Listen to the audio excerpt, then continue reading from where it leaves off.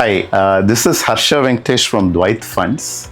I want to talk about a very interesting book which I reread past couple of months or so. And the book is called Raya. I'll just show you the book. Written by Srinivasa Reddy. And it is about Krishnadevaraya of the Vijayanagara dynasty. For those who don't know, one of the UNESCO heritage sites in Karnataka is Hampi, which is next to the town of Hospet.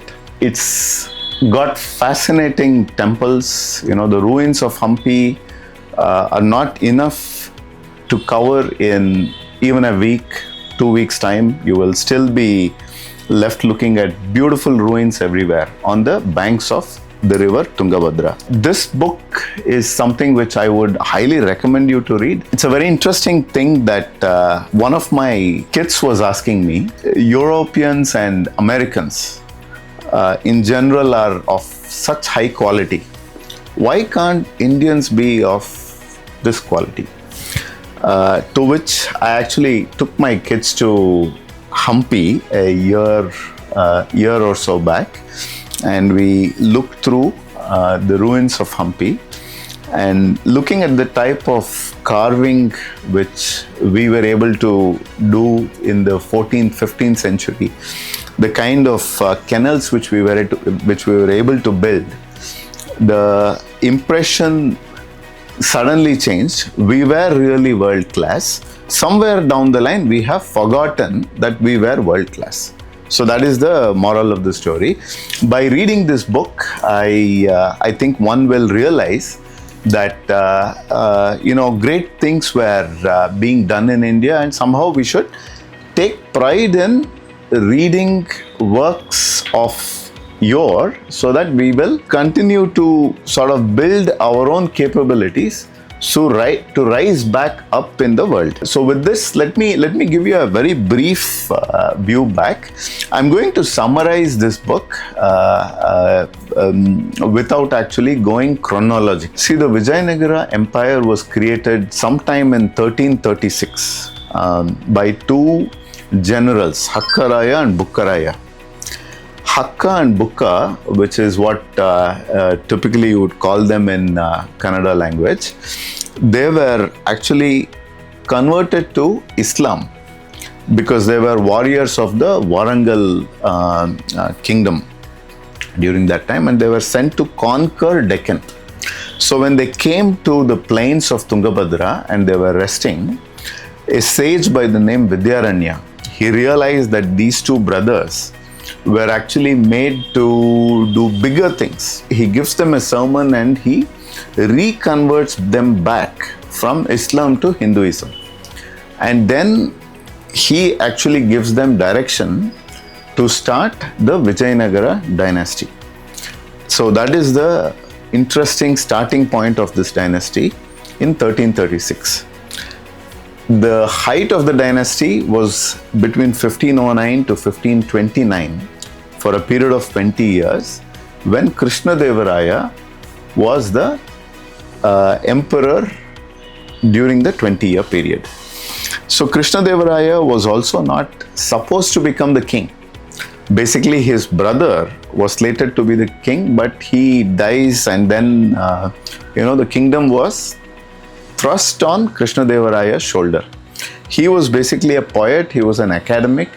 He has written multiple different works of literature as well. Being an avid poet as well as an avid reader, I believe the kingdom got benefited because of his literary capabilities. Krishnadevaraya's aim was twofold. One is he wanted to win back the fort of Raichur. Raichur was a very fertile piece of land which lay between Krishna and the Tungabhadra rivers. So this particular land was probably the most fertile land in south of India during those days, and it was under the control of the Adil Shahis, the Bahmani sultans.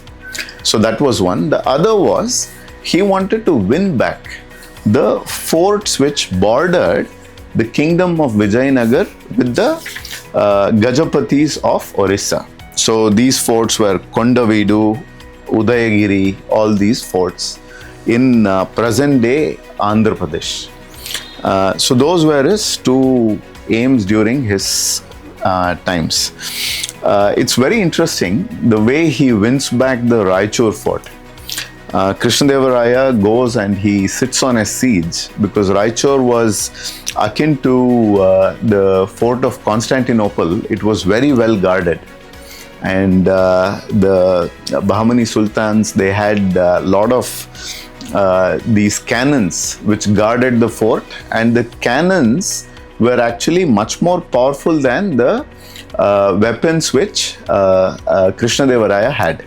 So he had muskets which used to fire for some distance, but the cannons of the Raichur fort were much more farther. They were able to pick out the Vijayanagara soldiers from a farther distance. So the way he did, he sat siege, and he felt that it will probably take him 2 to 3 years to sort of, starve the people in the fort and eventually win over. When he was in the waiting period, he sees a contingent of Portuguese soldiers pass by. And the Portuguese soldiers, he being a naturally curious guy, he asked the Portuguese, soldiers, what exactly is happening in Portugal, and he speaks with the leader of the Portuguese contingent. And he says, I have a new musket design, and this musket design is the best in the world. So Krishnadevaraya gets curious and he asks, okay, what is this design? I don't know what exactly is the range of the musket, but let's say he says the musket actually can fire up to 300 feet. The old design will fire up to 200 feet. So he gets curious and he says, okay, we are actually having a siege in Raichur. Why don't you try to show me how effective your new musket design is? So this Portuguese leader, he goes in and he says, I can fire a shot from this particular distance. Why don't you try to take out someone on the fort wall? So they aim and they take out the guy who is on the fort wall. So Krishnadevaraya says, I am going to give you as much money as needed. I want to get your musket so that I can copy the design. So he buys out that musket and he recreates the design, because even during those days, we were probably the best in the iron works. We were very good with engineering. So we do the reverse engineering. He does the reverse engineering and then he takes out all the defenders. So the guy who was the governor of the fort of Raichur, he says, hey, why are you all afraid? He tells the defenders, I don't think the Vijayanagara guys have the range. You are just afraid, somehow you are not able to defend the fort. So he stands on the ramparts of the fort, and when he is giving the speech, he loses his head. So with that, the Raichur siege comes to an end within 3 months. So this is his first victory. After conquering Raichur, there is an affront from the Gajapatis. See, during those days, there were 3 major kings. One was the Sultan of Bijapur, then was the Vijayanagara king, third was the Gajapati. So the Gajapati, basically, he has the biggest army of elephants. The Vijayanagara king used to be called as Narapati because he had the most humans, most number of people in the army. Then there was the Sultan, who was basically Ashwapati. He had the best cavalry during those times. So Vijayanagara king going and attacking the Gajapati, who had a very strong army of elephants, was very difficult, because you can always try to defend your kingdom with a standing army of elephants. So he devises a very interesting mechanism to win over. There is a old saying that he goes to Tirupati.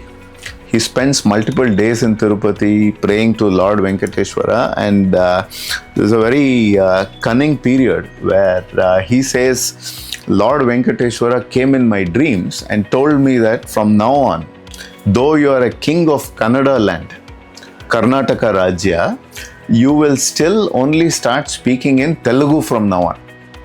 Because I am telling you that you are also the Lord of Andhra Pradesh. And you have to win over the people of Andhra Pradesh. So you will only write in Telugu and you will only speak in Telugu. It is very politically interesting because Andhra Pradesh was ruled both by Gajapatis as well as partly by the Vijayanagara king. I am the leader of Andhra Pradesh.